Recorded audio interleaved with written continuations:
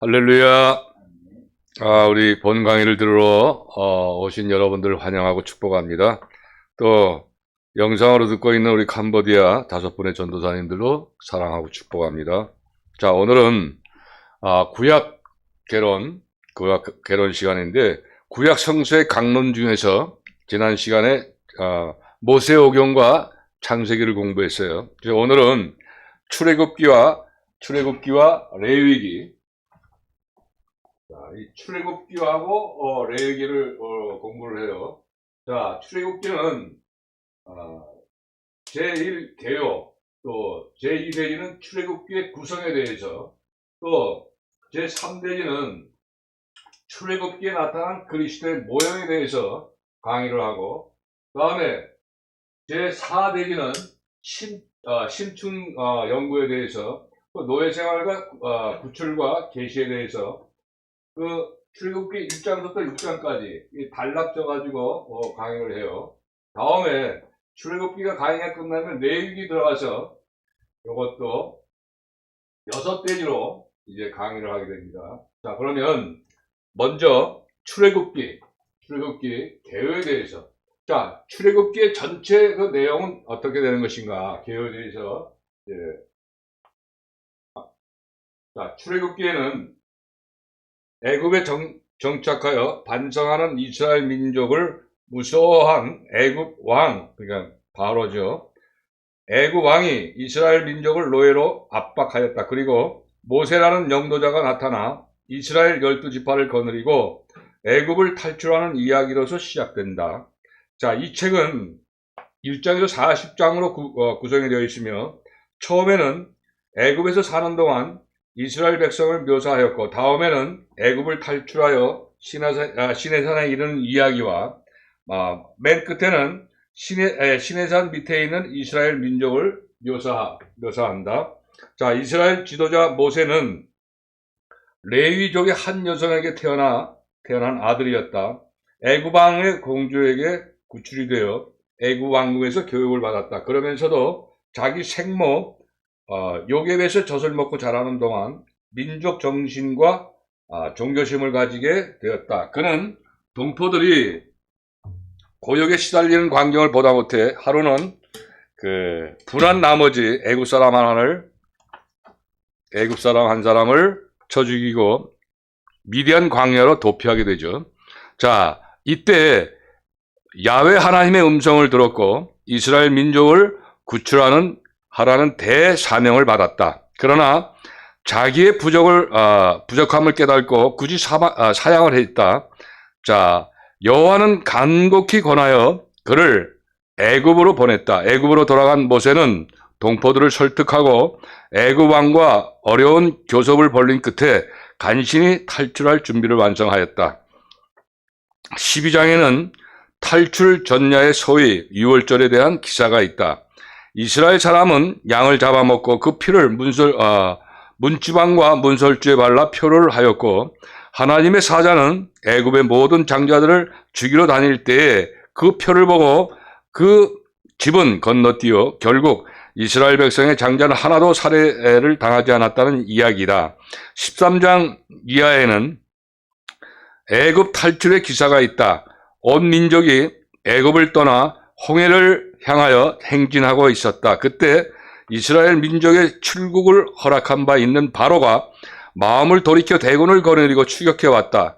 이렇게 해서 이스라엘 민족이 전멸을 당할 수밖에 없을 때에 하나님은 기적을 일으키셔서 도리어 애굽 군대를 진멸시키셨다. 즉, 하나님은 이스라엘 백성이 통화할 수 있도록 홍해물을 두 쪽으로 갈라 마른 육지를 거뜬히 건너가게 하시고, 그 뒤를 추격해온 애굽 군대가 바다 한가운데 왔을 때 바닷물을 다시 합하게 하셔서 그 물속에 그들을 몽땅 수장해 버리셨다. 15장에서는 야훼에 대한 감사의 노래가 실려 있다. 이 홍해 사건은 하나님께서 이스라엘 민족을 당신의 백성으로 삼으시겠다는 약속을 이행하신 확증으로서 구약성서 전체를 통하여 언제나 기억되고 있다. 이스라엘 민족은 광야길을 거쳐서 시내산에 이르렀다. 그동안 하나님은 때를 따라 만나를 먹이시고 또는 물을 주어 마시게 하셨다. 그리고 시내산에서는 마침내 율법을 주시고 그들을 야훼의 백성이 되게 하셨으므로 스스로 당신의 이름을 야훼라고 일러주시며 계약을 맺으셨다. 그 계약의 하나가 기독교 도덕의 기초가 되는 십계명이었다. 그것은 출애굽기 20장에서 1절에서 17절과 신명기 5장에서 6절에서 21절에 나온다. 우리는 이러한 모든 법을 일괄해서 계약서라 하는데 이스라엘 고대법의 대표적인 것이며 십계명의 해설이라고 볼 수 있다. 시내산에서 맺은 이 계약은 아브라함 이래 하나님께서 종종 맺으신 여러 계약의 총괄이며 이스라엘이 야훼의 선민이라는 사실을 여기서 최종적으로 확인되었다.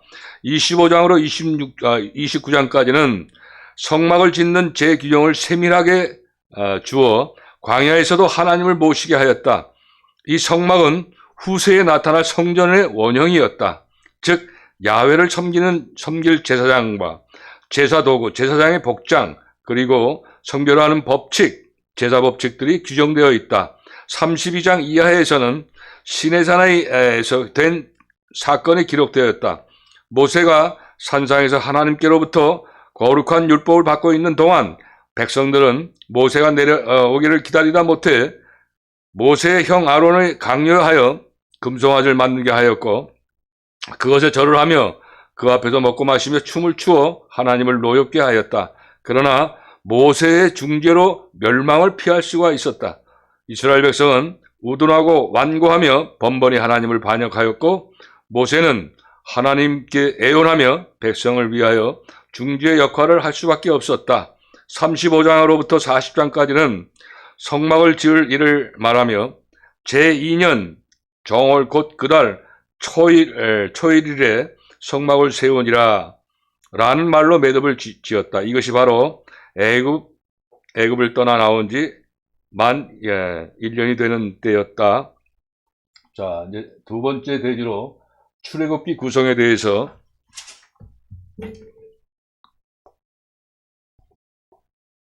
출애굽기 구성에 대해서는 초점과 구분과 장, 요거는 이제 성경 몇 장에서 몇 장을 얘기하는 거고, 주제는 무엇이며 장소는 어딘가, 내용 범위는 그러니까 출애굽기 전체 말씀 중에 몇 프로가 해당이 되는가 그 말씀인데, 자 우선 초점은 구원과 두 가지로 나눠요. 예배와 또 이 구원 중에는 노예 생활과 구출로 둘로 나누고, 또 노예 생활은 애굽의 노예 생활과 모세를 부르심의 두 가지로 나눠지는데, 1장에서 2장 요거는 설명 안 합니다. 여러분들이 그냥 칠판을 보고 인지하시기 바라요. 다음 노예 생활의 주제, 이것은 나라의 동태, 또 준비, 구출은 10가지 재앙과 6월절과 홍해 건넌과 시내산까지의 여정, 요거를 이제 7장서부터 18장까지의 말씀이 이제 진행되고, 주제는 나라의 구출, 이스라엘 나라를 구출하는 그 다음에 구속, 그 다음에 이 예배와 계시로 나눠서, 계시는 십계명 19장에서 40장까지는 십계명과 장막의 모형, 금송아지 사건과 여호와의 영광, 그 다음에 주제는 나라의 유학이, 그냥 나라가 이제 막 성립되는 그 초기를 얘기하는 거예요. 다음 교훈, 이스라엘 백성들의 교훈, 그 다음에 이 활동한 그 장소는 시내산이고, 이 사용범위, 출애굽기 1장에서 40장까지의 말씀을 이 예배와 계시와 이거에 해당되는 그 범위가 55%의 범위가 되어 있다, 그 말씀이에요. 자, 그러면 이제 출애굽기 요거에 대한 설명. 출애굽기는 어둠에서 시작하여 영광으로 끝났다. 다시 말해서 애굽에 종된 하나님의 백성들을 구원하기 위해 하나님이 내려오신 것부터 구원받은 백성 중에, 그리고 영광 중에 거하시는 하나님의 모습을 자세히 기록하고 있다. 출애굽기는 우리 개개인의 구원을 모형을 준다. 출애굽기는 구원을 이루는 하나님의 은혜에 대한 역사적 그림이다. 사실 출애굽 사건은 개개인 속에 지금도 되풀이되고 있다. 또는 출애굽기는 구원받은 백성은 반드시 예배를 드려야 하며 하나님께서 작정한 방법으로 드려야 할 것을 서술하고 있다. 이 서술이라고 하는 이제 기록한다는 얘기예요. 기록하고 있다. 또 출애굽기는 성경의 큰 주제인 구원과 하나님의 예배에 대한 역사적 기초를 놓은 책이다. 우리는 출애굽기를 보면서 하나님이 범죄한 인간을 구원하시는 방법과 그의 사랑의 손길을 발견할 수가 있다. 자, 세 번째 대지. 출애굽기에 나타난 그리스도의 모형. 자, 구약과 신약을 대조하는 거예요.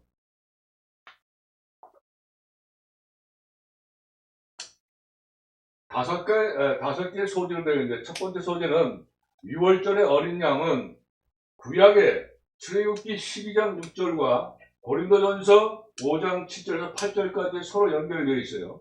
자, 생명의 떡, 이 대리는 생명의 떡인데, 출애굽기 16장 4절과 신약의 요한복음 6장 48절에서 51절까지의 말씀과 또 연결되어 있고, 반석은 출애굽기 17장 6절과 고린도전서 10장 4절에서 요한복음 4장 13, 14절에 서로 연결이 되어 있는데, 바로 이 그리스도에 나타난 모형을 이렇게 구분해 놓은 거예요. 다음 네 번째 소지 성막은 출애굽기 29장 41에서 46절까지의 말씀으로 나오고, 자, 여기에 나타난 그리스도의 모형은 히브리서 8장 5절에서 또 히브리서 9장 11절에 예수 그리스도께서 모형으로 나타난 것을 의미해요. 자, 다음 마지막 소지 다섯 번째 대제사장은 출애굽기 28장에서 41절에서 신약은 히브리서 7장 23절에서 28절과 9장 11절, 여기에 바로 그리스도 모형을 신구약에 서로 연결돼서 나타내는 그러한 모형을 말씀드리는 거예요. 출애굽기에서. 자, 네 번째 소지. 자, 출애굽기 네 번째 소지는 심층 연구인데, 요거는 세 가지 소지로 되어 있어요. 첫 번째는 노예 생활. 여기 지금 초점에 지금 나와 있죠? 구성에. 그 다음에 두 번째 구출. 세 번째 소지는 계시. 이렇게 나눠져 있어요. 자, 노예 생활. 첫 번째 노예 생활. 이것은 1장에서 6장까지 되어 있는데, 장소는 애굽, 인물은 바로와 이스라엘 백성들. 자, 요셉이 세상을 떠나자 이스라엘 민족은 많은 변화를 가져오게 되었다. 이스라엘 민족을 위협하는 새로운 바로 왕은 그들을 종으로 부르기 시작했다. 시간이 지나감에 따라 압제가 더욱 심해졌다. 그러자 이스라엘 백성의 부르짖음은 이 하나님께 바라게 되었다. 하나님은 이미 모세를 준비하셨고, 하나님은 오랜 세월 동안 모세를 연단시키시고, 모세의 나이 80세에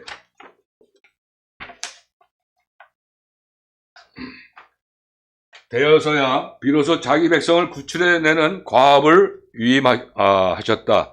자신의 연약함을 이는 모세를 거절했으나 마침내 하나님의 능력을 확인한 모세는 바로의 면전에서 내 백성을 보내라 라고 도전한다.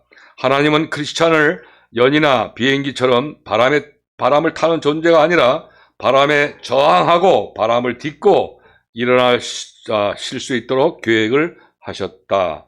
요게 바로 노예 생활에 대한 그 개요예요. 다음 구출은 두 번째 소지. 구출은 7장에서 18장까지 말씀인데, 장소는 애굽과 광야예요. 자, 인물은 모세와 바로와 이스라엘 백성들. 자, 내 백성을 가게 하라는 모세의 말이 6차례나 계속되었으나 바로는 마음이 더욱 완악해져 가야만 했다. 하나님을 말씀하시고 이를 보여주신다. 자, 하나님은 9가지 재앙을 내리셨다. 재앙을 바뀔 때마다 더욱 심해졌다. 결국 애굽 가정의 모든 장자를 죽이는 10번째 마지막 재앙으로 바로는 입을 열었다. 일어나 내 백성 가운데 떠나라. 모세에게 이야기한 거죠. 자, 장자를 죽이게 하는 대신 어린 양을 대신 죽임으로써 공포의 밤을 보낸 이스라엘 민족은 승리의 출애굽이 전개되기 시작했다. 그들은 홍해에서 하나님의 큰 능력을 체험했다. 그들의 입에는 찬양과 감사가 넘쳤다.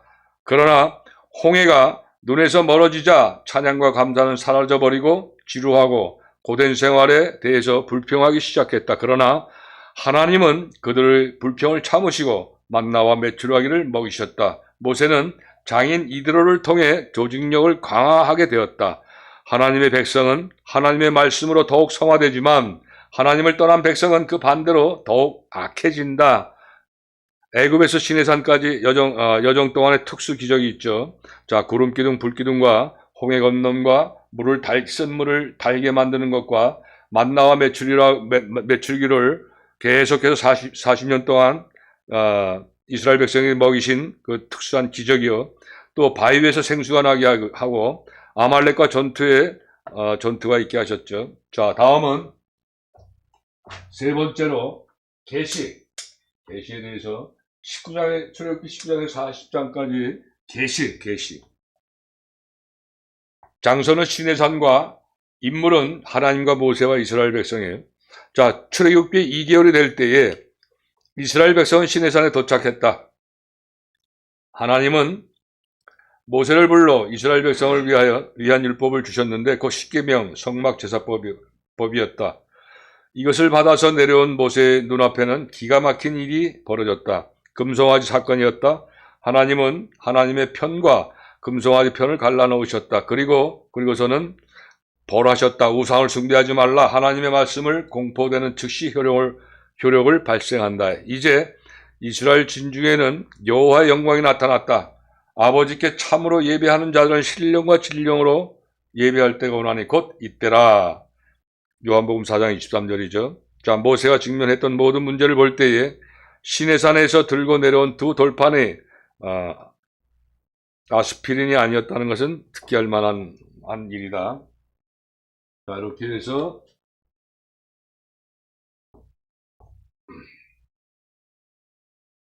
신중연구가 모두 이제 출애굽기를 강의했어요.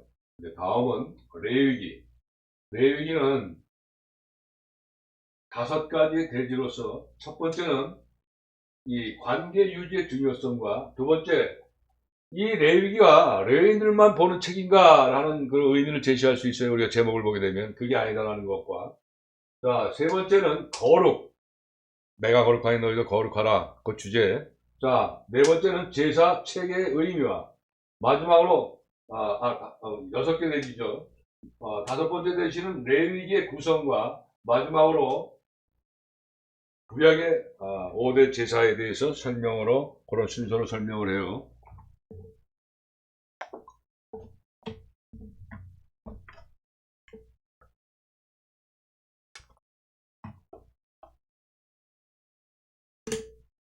자, 먼저 레위기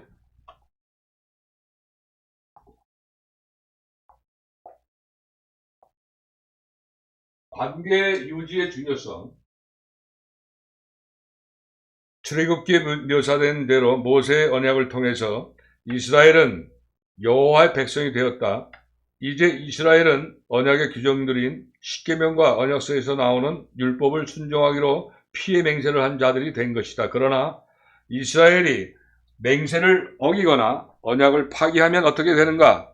여호와는 거룩하신 분이기에 그의 백성이 죄를 범하고 언약을 어길 때에는 그냥 방치하실 뿐이 아니었다. 이런 경우에 언약의 관계를 계속 유지하기 위해서는 관계를 단절시킨 죄의 문제를 해결하고 관계를 회복시킬 필요가 있는 것이다.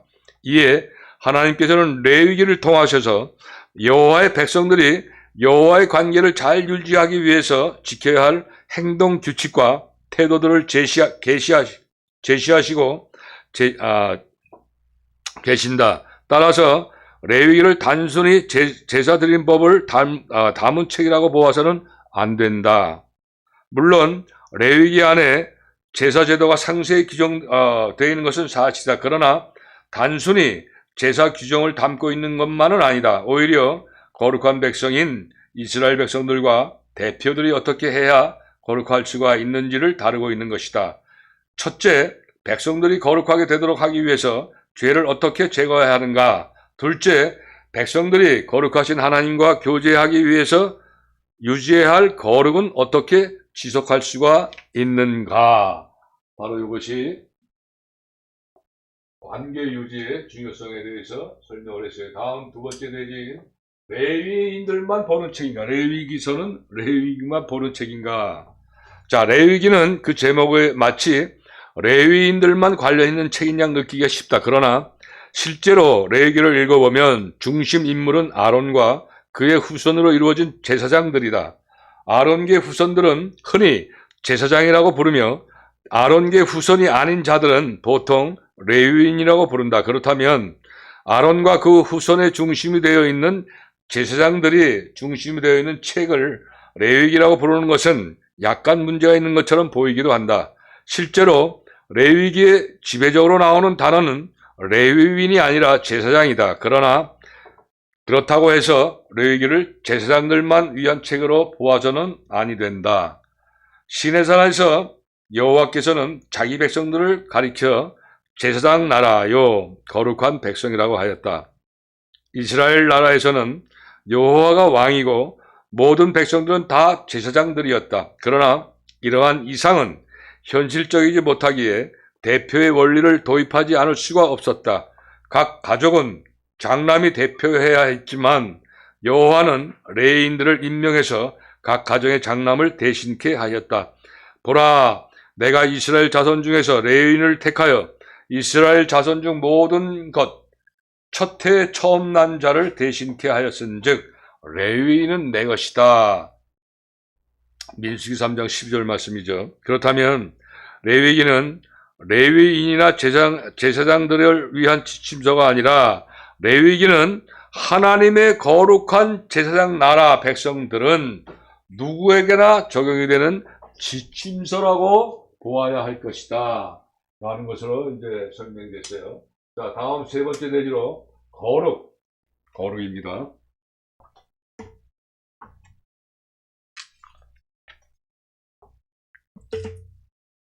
자, 레위기의 가장 핵심적 사상은 바로 거룩이, 즉 하나님의 거룩함과 인간의 거룩함이 핵심 주제이다.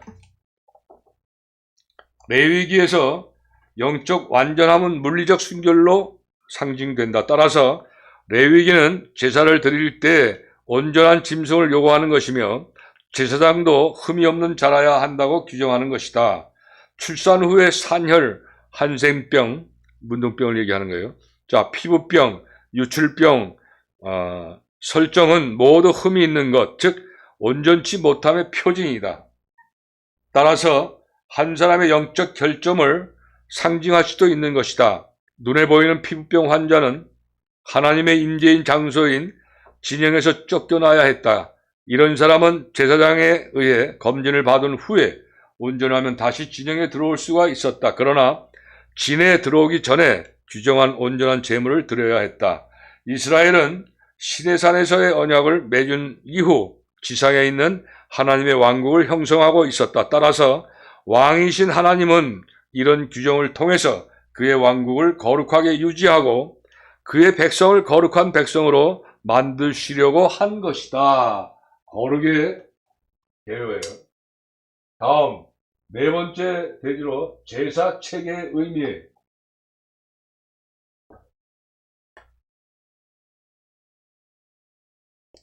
레위기에는 제사들의 순서가 서로 다르게 나타난다. 이 중에 제사의 체계를 가장 잘 드러내는 순서를 찾아서 제사 제도의 전체 의미를 살펴보자. 첫째, 레위기 1장 6절에서 7절에는 번제와 연관된 소제, 그리고 화목제, 그리고 속제, 제물, 즉 속제제, 속건제의 순서로 나타난다. 여기서 순서가 연상되는 연상의 원리로 되어 있다. 즉 함께 드리거나 형태상 서로 연결되는 것끼리 모아놓은 것이다. 둘째, 레위기에는 번제, 소제, 속제제, 속건제, 화목제로 순서로 나타난다. 여기서는 제사를 어떤 방식으로 드려야 하는지를 보는 데 관심이 있다. 번제단에 불을 꺼지지 않게 해야 한다는 점, 제사장의 의복에 관한 설명, 희생 제물의 고기를 어떤 식으로 다뤄야 하는지에 대한 이야기들이 중점을 이룬다. 셋째, 아론과 그 아들들이 제사장으로 임명된 다음에는 레위기 9장의 제사들이 다른 순서로 나타난다. 아론과 아들들을 위해 속죄제와 번제를 드리고 그 다음에 백성들을 위해 속죄제와 번제를 드리고 백성들을 위해 화목제를 드렸다. 여기에서 우리는 속죄제, 번제, 화목제 순서를 살펴볼 수 있다. 우리는 제사 체계의 의미를 마지막 순서에서 잘 찾을 수가 있다. 속죄제, 번제, 화목제의 순서는 전체 제사 제도의 목적은 죄를 용서받고 관계가 회복되는 것을 지향하고 있음을 보여준다. 속죄제는 자신의 죄를 회개하고 속죄를 구하는 것이며 번제란 속죄한 후에 자신을 헌신하고 봉헌하는 것이며 그 후에는 화목제를 통해 하나님과 제사를 드리는 자 사이에 회복된 관계를 상징하는 것이다. 이렇게 보면 제사 체계는 속죄, 헌신, 교제 순서로 이루어져 있음을 볼 수가 있다. 결국 우리는 이스라엘의 제사 제도는 깨어진 언약 관계의 회복에 그 중점을 두어졌음을 알 수가 있다. 상호 간의 교제와 친밀성을 강조하는 언약 관계를 염두에 두고 볼 때에 이는 더욱 분명하다. 여호와께서는 제사를 통해 범죄한 자들에게 용서를 베푸셨으며 죄에 의해 파괴된 관계를 회복시키셨다. 물론 이같이 깨어진 관계를 회복하는 일은 하나님께서 주도권을 가지고 계셨다. 왜냐하면 하나님께서 친히 제사 제도를 세우셨기 때문이다. 그렇다고 한다면 레위기는 단지 캐캐 묵은 옛날 이스라엘의 고대 제사와 절기들을 집대성해 놓은 책이 아니다. 왜냐하면 하나님과 하나님의 백성 사이에 교제의 조건을 드러낸 글이기 때문이다. 그런 말씀이기 때문이다. 라는 것이죠. 자, 다음은 5번째 레위의 구성. 자, 이거 초점은 제사와 성결로 초점이 되어 있어요.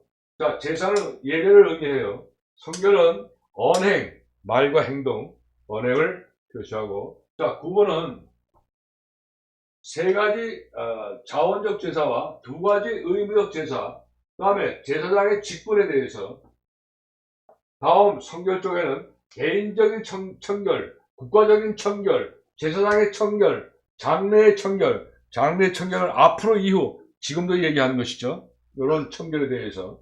자, 그 다음에 장수는 생략하고 여러분들이 이 칠판을 참고하세요. 주제는 자, 거룩하신 하나님께 나아가는 방법, 제사. 다음, 성결은 거룩하신 하나님과 동행하는 방법. 하나님 거룩해야 동행할 수가 있죠. 자, 다음, 제사로 하나님께 나아가는 주제고, 다음은 순종으로 교제하는, 하나님과 교제하는. 자, 그 다음에, 나는 거룩하다 하니 너희도 거룩해라.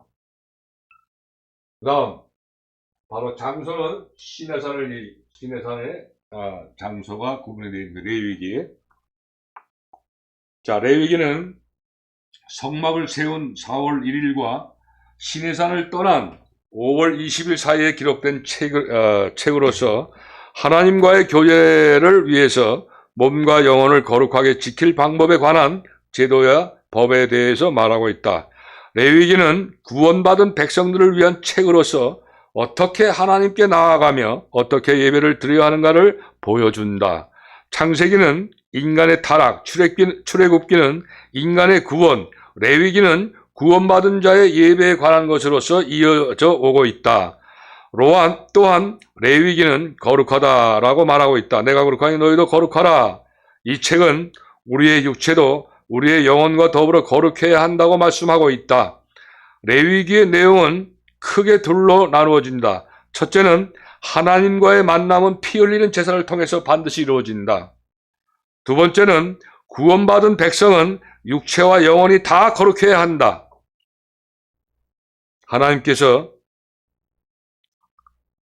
하나님께로의 길과 그가 요구하시는 길이라는 양면적 주제를 가지고 있다. 이렇게 해서 레위기의 구성이 이제 설명이 다 되었어요. 자, 오늘 강의 마지막으로 구약의 중요한 5대 제사가 있어요. 캄보디아 우리 저 강돌라, 또 강짱뜨리아, 펑서폰, 강로비로, 레잉너떠나 5명의 그 전도사님들 요 5대 제사에 대해서 여러분 지난번에 공부했죠. 캄보디아에 있을 때. 자, 구약의 중요한 5대 제사는 구분은 번제와 소제와 화목제와 속제제와 속건제로 나눠져요. 자, 여기서도 지금 계속 앞에서도 말씀을 드렸지만 다시 번복해서, 자, 5대 제사가 이렇게 있는데, 번제와 소제는 그 목적이, 그러니까 제사하는 우리 사람이 자신을 하나님께 헌신하는 제사의 목적이 있어요. 다음, 번제와 소제는, 화목제는 하나님과의 교제를 목적으로 하는 제사예요. 다음, 속제제와 속건제는 제사를 지냄으로 인해서 하나님께 용서를 받는 그러한 제사에 해당이 되는 것입니다. 자, 그러면 다시 이제 번제에 대해서 또 5대 제사에서 좀 설명하고 나서 오늘 강의를 마쳐요. 자, 번제는 1장, 레위기 1장에서 말씀하시죠. 자유의사로 드리는 것으로 제사를 드리는 자가 짐승을 회막에 끌고 와서 그 위에 안수하고 잡아서 그 피를 제사장에게 주면 제사장이 제단에 뿌리는 것이다. 불에 깨끗이 함으로써 모든 제물과 자신을 온전히 하나님께 드리는 헌신의 제사이다. 그리스도께서 온전히 자신을 제물로 드리셨다. 저희 몸을 하나님이 기뻐하시는 산 제사로 드리라. 로마서 12장 1절 말씀이죠. 자, 두 번째, 소제. 소제는 피 없는 제사로서 번제 후 드리며 이것은 은혜 받은 자가 담내로 드리는 것이다. 소제는 매일 드리며 번제할 때 겸하여 드린다. 제물은 제사장에게 가지고 가서 제사장은 제단 위에 불 사르고 화제를 드린다. 이것은 하나님께 감사의 생활을 드리는 것이다. 소제는 그리스도께서 자기 백성에게 일용한 양식을 공급하시는 것을 의미하고 있다. 요한복음 6장 51절에서 54절 또 58절에 이 말씀이 있죠. 다음, 번제가 그리스도의 죽음을 의미한다면 소제는 그리스도의 삶을 나타낸다. 아주 중요한 얘기예요. 자, 그리스도의 고난에 참여하는 것은 즐거운 일이다. 왜냐하면 그의 영광과 더불어 즐거움과 기쁨이 오기 때문이다. 베드로전서 4장 13절 말씀이죠. 자, 다음 세 번째, 화목제. 자, 화목제, 감사제 혹은 구원제사로 구원에 대해 감사를 표하는 제사로서 제사를 드리는 자는 회막에서 칼을 들어 예물을 잡는다. 예물의 가죽을 벗기고 제사장은 내장을 불사른다. 제사장 가족이 그날에 먹어야 한다. 이는 하나님과의 교제의 축복에 참가하는 뜻으로서 신약에서는 그리스도께서 십자가상에서 화목해 하는 역사를 이루심을 뜻하는 것이다. 골로새서 1장 13절 말씀이죠. 그리스도는 그의 십자가의 피로 우리와 하나님과의 관계에 화평을 이루셨다. 골로새서 1장 20절 말씀. 자, 네 번째 속죄제 4장에 기록되어 있죠. 죄를 속하고 사함 받기 위한 제사로서 죄를 깨달은 즉시 드리며 하나님이 규정한 법대로 희생의 제물을 바친다. 속죄제는 죄인인 것을 용서받는 것을 의미한다. 신약에서는 예수 그리스도께서 죄의 대가를 지불하셨다. 히브리서 13장 10절에서 13절 말씀. 예수님도 자기 피로서 백성을 거룩하게 하시려고 성문 밖에서 고난을 받으셨느니라. 히브리서 13장 12절 말씀이죠. 자, 마지막으로 속건제, 레위기 5장의 말씀에 나오죠. 자, 윤리적으로 범한 죄를 사유하기 위한 제사로서 피해자의 물건을 5분의 1을 더해 보상하고 제물을 제사장에게 드려 제사케 한다. 그리스도께서 죄의 피해를 위해 보상하셨다. 시편 51편 4편에 나오죠. 자, 그 아들 안에서 우리가 구속 곧 제사함을 얻었다. 골로새서 1장 14절 말씀. 자, 이렇게 해서 번제와 소제는 하나님께 모든 것을 바치고 자신을 헌신하는 제사요, 화목제는 하나님과 함께 교제하며 속죄와 속건제는 용서를 받는 제사이다. 이렇게 해서 오늘 출애굽기와, 그러니까 구약성서 강론 중에서 출애굽기와 레위기를 강의를 했습니다. 자, 여러분들 수고하셨습니다. 그러면 다음 시간에 이제 민수기와 신명기에 대해서 강의하도록 합니다. 수고하셨습니다.